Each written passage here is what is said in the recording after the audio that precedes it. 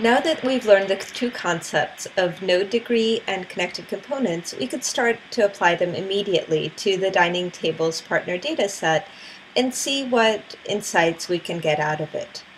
First, let's look at degree.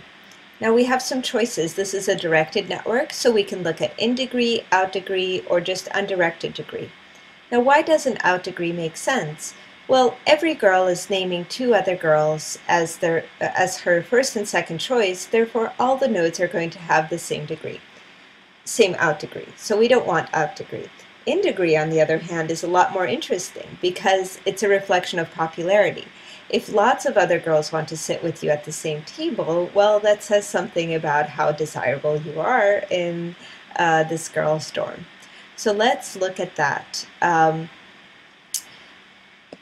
The degree is calculated automatically, so you can just go straight to ranking and click on nodes and then choose in degree.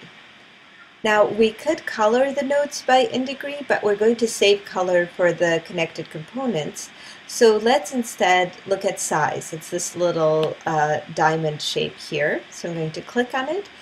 And we can choose the min and max size. I'm going to go, since these nodes are sized 5, I'm going to set the min size a little bit lower at 2 and the max size maybe twice that.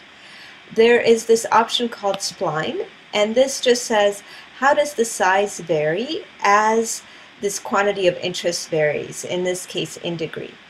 Since the inequality in popularity isn't that large and it's a relatively small network, this linear relationship is okay. However, if, for example, you were looking at a massive network, a directed one such as the web, and, well, you wouldn't be looking at the whole web, but say a subset of the web, and there could be one page that has 100,000 in links and many other pages that have one in link or no in links. And you wouldn't want a node that's 100,000 times bigger than other nodes. It would obscure your whole visualization. So in that case, you may want to do something like a log linear relationship, something like this. But for our purposes here, we're just going to go linear. So let's apply that. And voila, instantly we can see that some girls are more popular than others. Marion and Eva look like they're most popular, and Hilda doesn't seem to be doing too poorly either. Now, this is all visual, and if we want to actually look up the numbers, what is the in degree of each node, if we simply go to Data Laboratory, unfortunately, it doesn't populate the degree automatically. So we're going to go back to Overview, and we're going to ask it to calculate the average degree. Now, the average degree is 2, which we sort of knew because we have 52 edges and 26 nodes, so you can divide one by the other. So nothing surprising there. It has given us the degree distribution. We're actually interested in the in degree distribution. And here you can see that, for example, 2 girls have in degree 6, but I don't know, 9 girls have in degree 2. So that's interesting in and of itself. However, what is super nice about this is that we can go back to Data Lab, and now we actually have the in degree. And clicking on top here, this sorts lowest to highest. Let's click again, and we have the 2 girls who have in degree 6, who are Marion and Eva. So that's a nice way of just getting at the numbers, and also if you're interested in the degree distribution, you can have a quick look like this. Of course, you can export this spreadsheet and analyze it further as well. So back to the overview. What we have is a picture where some girls are more popular than others, but we don't really know whether there are certain cliques or how information might flow. So I'm going to start out by asking the question, if someone had some piece of gossip, one particular girl, where could that gossip go? Or if you had a set of girls, would they all be able to hear gossip from everyone else? And this is precisely the question of who is in the same strongly connected component. because if you're in the same strongly connected component with someone else, it means that anything that they find out can potentially make its way to you. So let's find the strongly connected components. So I'm going to go back to the Statistics tab. If you have filters instead, just make sure you click on Statistics. And I'm going to click on Connected Components. I'm going to say Run.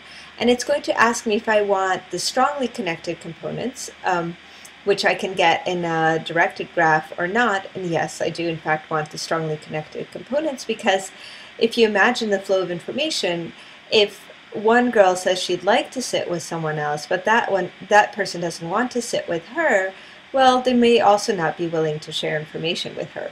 So we really want to take into account the directionality of the edges. So I'm going to say OK, and it's telling me there's one weakly connected component, which just means if we treat the edges as undirected, everyone's connected directly or indirectly, which is true, right? We just have a single connected network. But it's telling me that there are actually 11 different strongly connected components, meaning that information wouldn't circulate throughout the network following directed edges. So we're going to close this, and now let's color the nodes by the strongly connected components. So I'm going to go to Partition here, and I want to partition the nodes. And I'm going to click Refresh to just get this new partition, which should be the strongly connected ID. And it's giving me some colors. Some of these seem a little bit similar, so let me just see. I'm going to right click and say Randomize Colors, and these look a little bit different, so I'm going to apply them. And I think this paints a very, very clear picture about the dynamics in this among this group of girls. So first of all, we have the purple cluster here, where all of these girls may be sharing information with each other, and they also include these two very popular girls, Marion and Eva.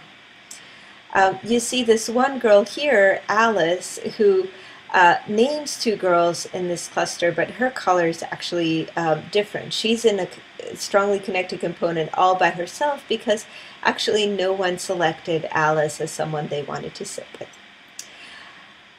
We see this little component here of 3 nodes in blue. Betty, Hilda, and Hazel all had, well, Hazel had selected Hilda and vice versa, and Betty had selected Hilda and vice versa. So they form one strongly connected component. A similar dynamic with Jane, Mary, and Edna. And here is an example with Helen, Jean, and Robin.